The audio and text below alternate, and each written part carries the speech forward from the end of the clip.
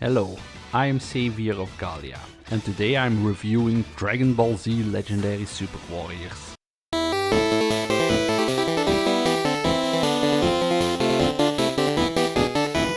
Anime. I grew up with it by the likes of Pokemon, Digimon and Yu-Gi-Oh! But one day I decided to watch Dragon Ball Z, which usually was on after Digimon Adventure ended. And I really liked it, so I became a fan and bought this game to satisfy my Dragon Ball Z needs. I played the heck out of this game, so much that the battery inside the cartridge was dead. But let's not dawdle any longer and review this game. The first thing I'm gonna review is the story, so go to this timestamp to avoid spoilers. Dragon Ball Z is a direct continuation of Dragon Ball, which follows the life story of Goku. Where Dragon Ball follows Goku's story as a kid, Dragon Ball Z follows Goku's story as an adult. It all starts off that Goku's son, Gohan, gets kidnapped by Raditz, the brother of Goku. They fight using martial arts and ki blasts during their fight. And in Dragon Ball Z fashion, after one adversary comes the next. So these guys are almost non-stop training to get stronger. If they are not fighting, they are looking for Dragon Balls. These baubles, when collecting 7 of them, can grant any wish. They manage to defeat the likes of Vegeta, which later turns good, until they reach Namek, because apparently they have Dragon Balls. This arc will introduce you to Frieza, one of the main villains in the franchise. Frieza wants to wish himself immortal, but got denied by the Z Warriors, and it'll escalate into fighting, but Goku emerges victorious. But what is Dragon Ball Z without villains? We enter the next arc, the Android Saga, and we get introduced to new allies and villains alike. This time the big baddie is Cell, who decides to hold a tournament to decide Earth's fate, similar to Mortal Kombat. In the end he gets defeated by Gohan, followed by 7 years of peace. And then a new threat appears, Majin Buu, who practically kills everyone and blew up the planet. But he met his end in the sacred world of the Kai, by Goku's Spirit Bomb. This concludes the story of Dragon Ball Z. But the game's story is abridged and censored. The game has 30 chapters, and 2 bonus ones, with every main arc having 10 chapters. Raditz dies in the opening cutscene and words like kill and die are replaced by beat and lose, which makes the dialogue unintentionally funny. The gameplay in Legendary Super Warriors is the turn-based card battler. Yes, what's supposed to be a high-speed, high-energy spectacle fighter is now a turn-based game. But it unironically works. Before every fight you have to set up your deck of 20 cards, which you can set up to your liking. A combination of attack, defense, support and command cards. Command cards are the meat and bones of your deck. Without these you can't do much.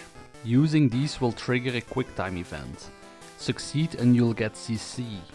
And with CC you can use other cards. Attack cards are divided in 2 categories, beam and defeat.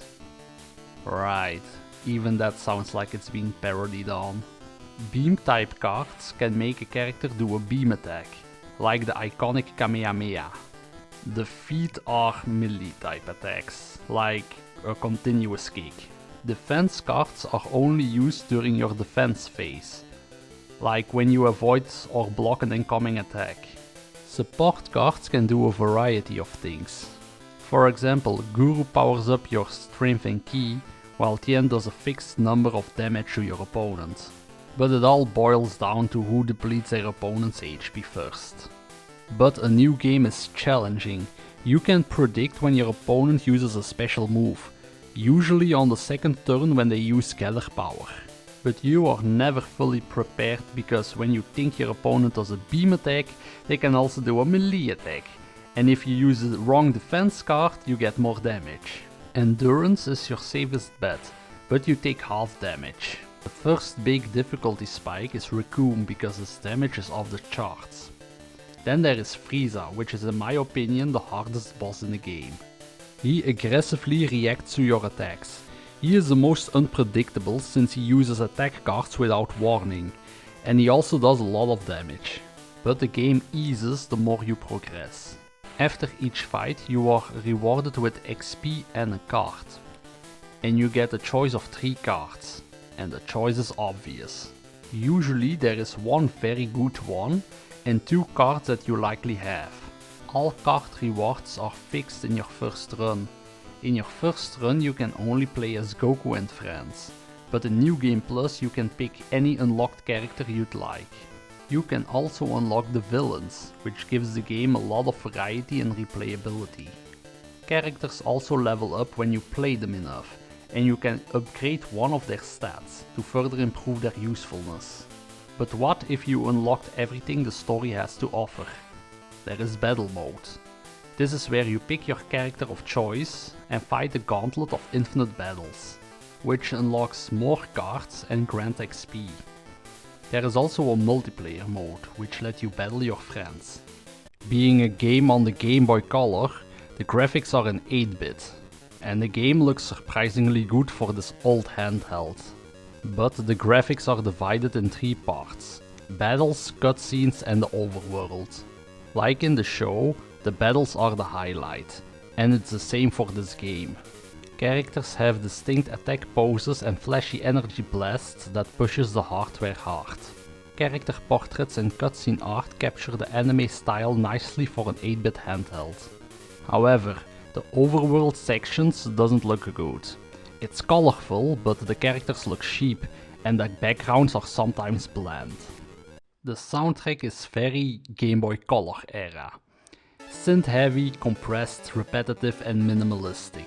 Some players love its nostalgic energy, while others find it grating after a while.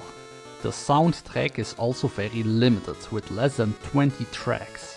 There are only 2 battle tracks, a normal one and a boss track, which isn't impressive.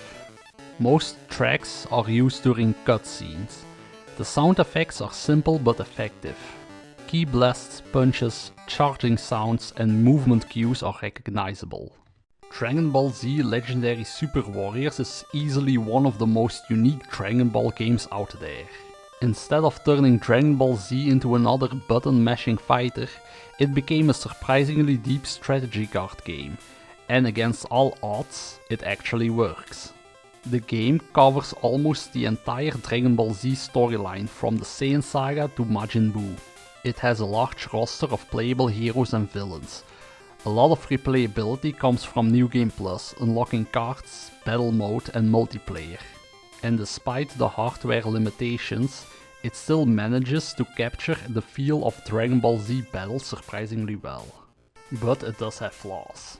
The difficulty spikes can be brutal, the soundtrack gets repetitive, and the censorship makes certain scenes unintentionally funny, but the gameplay is strong enough to carry the experience.